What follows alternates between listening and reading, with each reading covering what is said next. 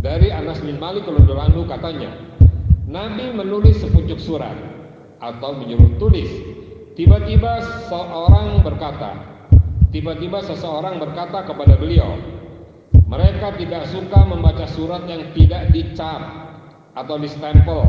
Lalu Nabi menyuruh buat sebuah stempel dari perak bertuliskan Muhammad Rasulullah. Bismillahirrahmanirrahim. Bismillahirrahmanirrahim. Assalamualaikum warahmatullahi wabarakatuh. Alhamdulillahirabbil alamin wassalatu wassalamu ala asyrofil anbiya'i mursalin nabiyina Muhammadin wa ala ahlihi wa sahbihi ajmain, amma ba'du. Puji syukur kita panjatkan kehadirat Allah atas nikmat yang dilimpahkan kepada kita pada pagi hari ini. Nikmat iman, nikmat Islam, nikmat ihsan, nikmat taufik wal hidayah, waktu kesempatan, sehat walafiat, ilman wa fahman, nikmat silaturahim, rizqan halan thayyiban barakan, dan kita masih dikumpulkannya untuk bersama-sama menegakkan salat subuh berjamaah. Salawat serta salam kita sanjungkan untuk baginda Rasul Muhammad sallallahu alaihi wasallam, untuk keluarganya, untuk sahabat-sahabatnya, untuk umat yang istiqomah hingga akhir zaman.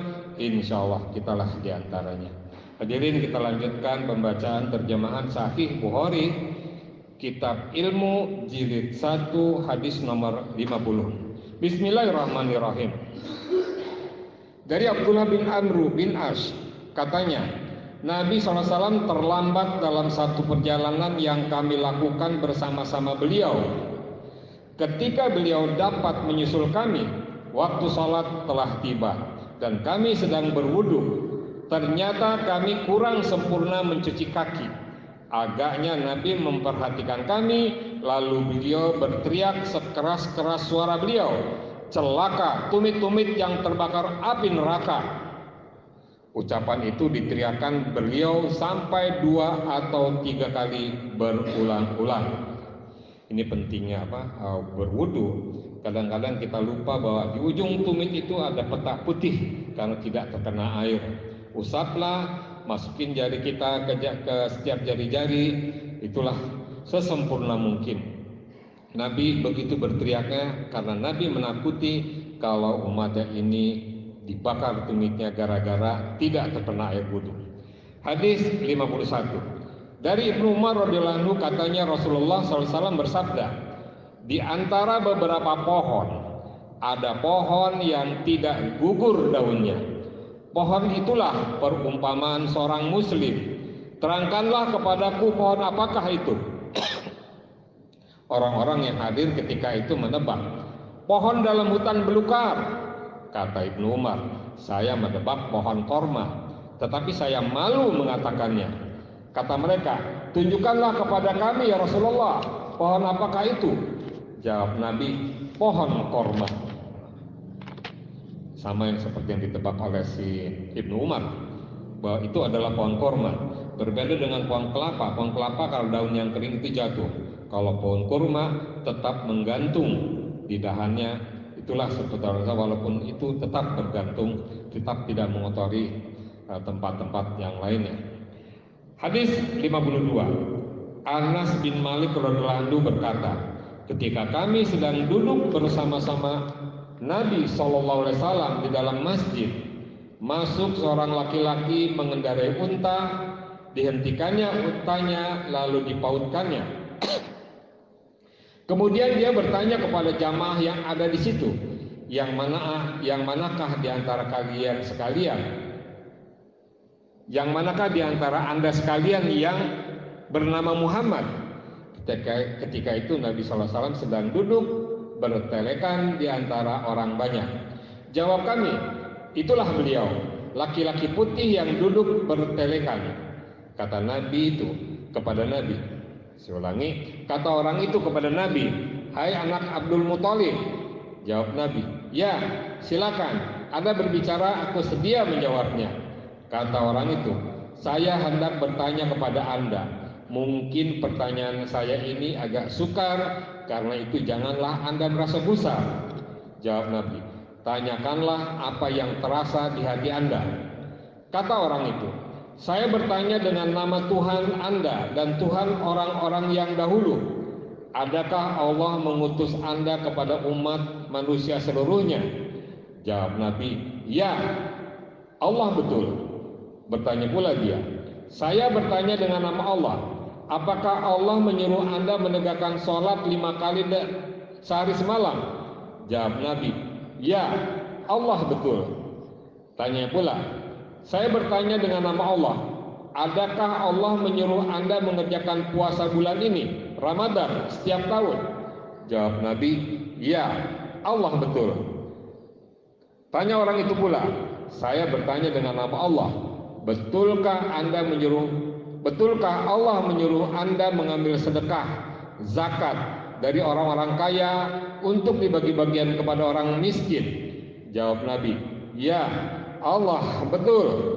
Orang itu berkata, saya percaya dengan agama yang Anda bawa. Saya utusan dari suku saya dan namaku Diman bin Sa'labah dari Banu Sa'ad bin Bakri.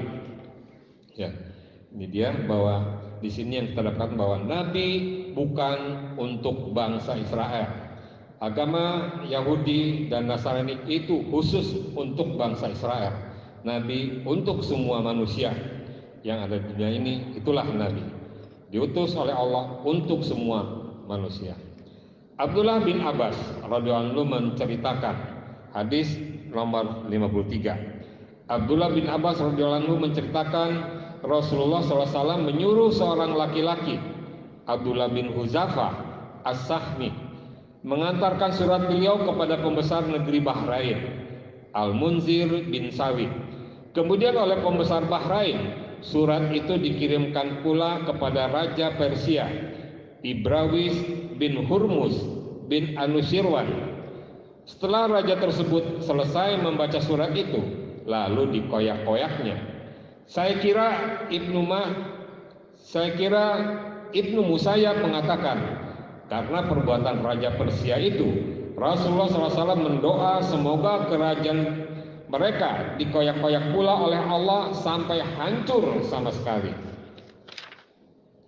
Ada keterangan penterjemah, doa Nabi dikabulkan Allah karena tidak lama setelah itu timbul huru-hara di Persia dan Ibrawis mati dibunuh oleh anaknya sendiri.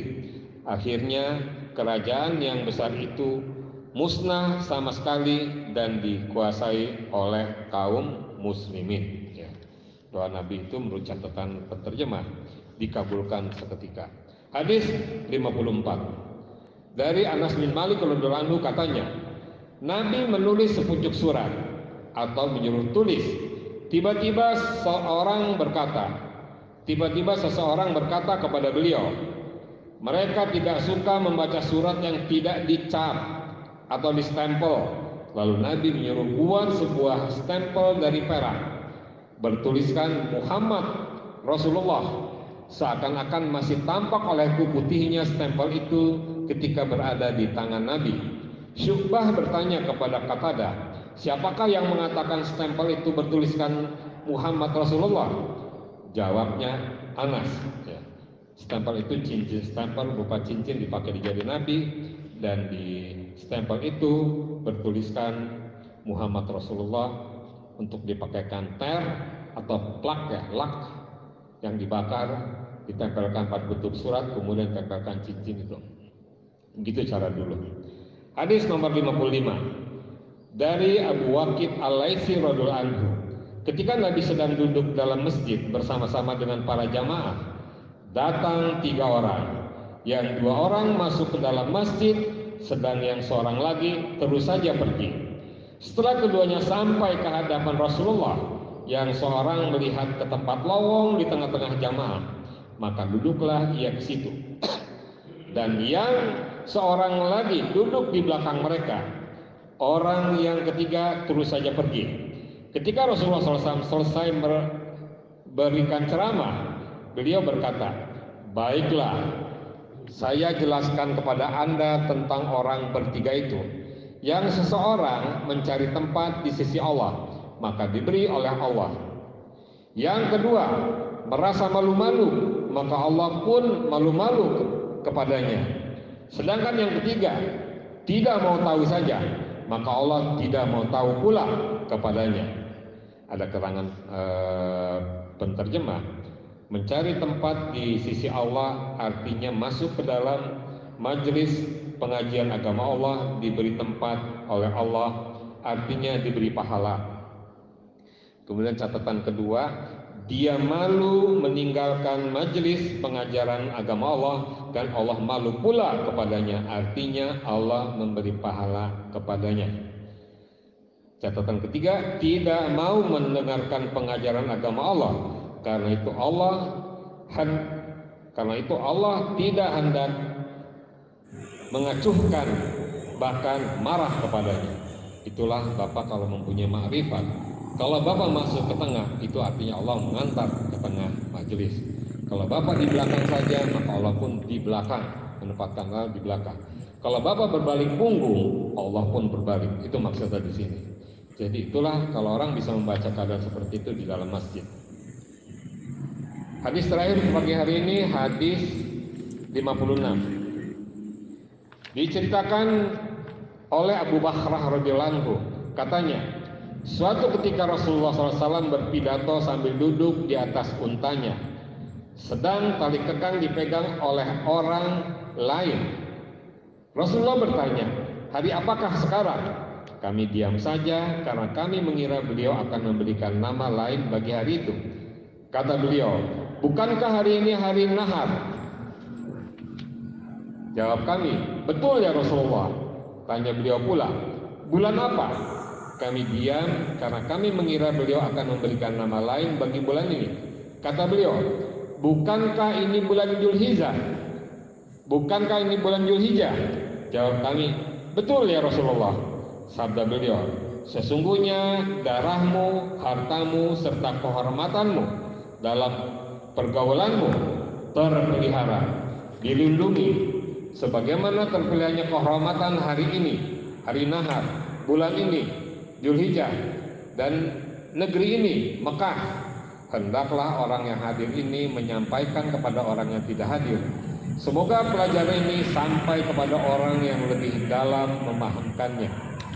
Ya, itulah dia pada saat itu sedang berlaku haji karena bulan Dzulhijjah dan hari nahar adalah hari penyembelihan selama 3 hari. Kemudian semenjak orang yang mengikuti itu atau umat Islam mendapatkan perlindungan atau saling berlindung, saling tolong menolong, dan itu hak mereka dan hak kita. Demikian hadirin, mudah-mudahan kita pahami dengan benar semua ini dan kita lakukan dengan mudah suruhan-suruhan Rasulullah ini. Insya Allah kita dapat memperoleh sahabat dari beliau kelak. Subhanakallahumma rabbana wa bihamdika asyhadu an la ilaha illa anta astaghfiruka wa atubu ilaik. Assalamualaikum warahmatullahi wabarakatuh.